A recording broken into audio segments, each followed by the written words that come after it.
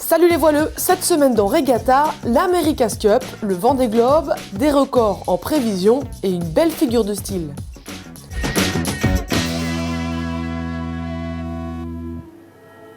Ça continue mais pas par vent fort. Voici l'une des 37 mesures de sécurité prises cette semaine, conséquence de la mort du Britannique Andrew Simpson lors d'un entraînement début mai pour la Coupe de l'America. Les bateaux ne courront donc pas lorsque le vent dépassera les 20 nœuds en juillet, 21 en août et 23 lors de la Coupe de l'America qui se courra du 7 au 21 septembre. Pour ce qui est des autres mesures, on notera qu'en cas de chavirage, la course sera terminée et la victoire reviendra automatiquement à l'autre équipe.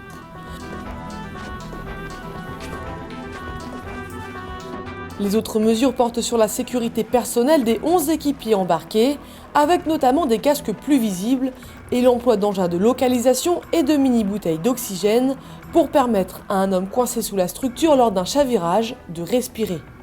Enfin, aucun observateur ou caméraman ne sera autorisé à bord des AC-72 pendant les régates et au moins 2 bateaux accompagneront chaque catamaran à chaque sortie. C'est certainement la remise des prix qui a rassemblé le plus de public pour un événement sportif. Samedi 11 mai, près de 100 000 personnes se sont donné rendez-vous autour de l'imposant podium installé sur la plage des Sables d'Olonne. Tous ont ainsi pu assister à la remise des prix, retransmise sur un écran géant. Les abandons d'abord, puis les 11 classés, les uns après les autres, pour finir en triomphe avec le podium. Troisième de ce Vendée Globe. Hello Alex, welcome here. Le troisième, Alex Thompson. To finish the race this time is unbelievable. Armel Lecléache. Le second, Armel Lecléache, à qui la foule a chanté « Joyeux anniversaire » en chœur.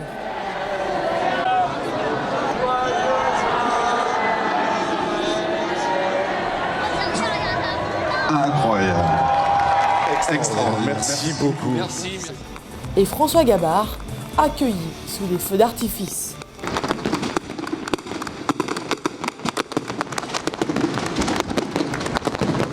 J'ai vu beaucoup de personnes depuis 3 mois, j'en vois encore beaucoup ce soir. Donc voilà, ce que je réalise, c'est qu'il y a énormément de personnes qui ont vibré pendant tout cet hiver. Que j'ai vécu mon rêve, mais j'ai fait rêver aussi plein de gens et ça me fait vraiment très plaisir. Et je suis heureux de voir autant de personnes et autant de ferveur autour du Vendée Globe.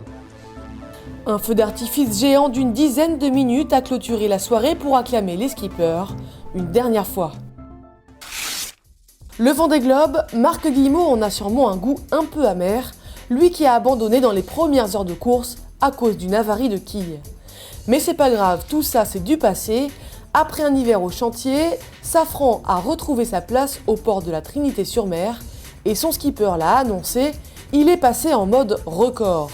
Il tentera de ravir en juillet prochain le record que détient Alex Thompson, celui de l'Atlantique Nord, entre les États-Unis et le Cap Lizard.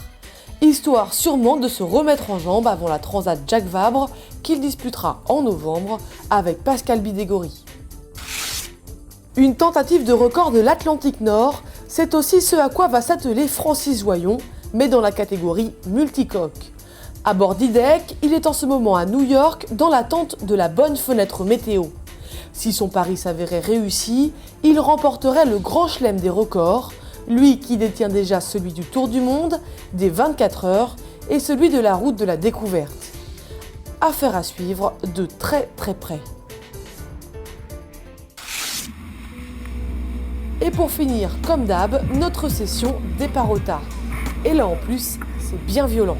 Je vous dis à très vite, bonne semaine et bon vent. Et n'oubliez pas de vous abonner.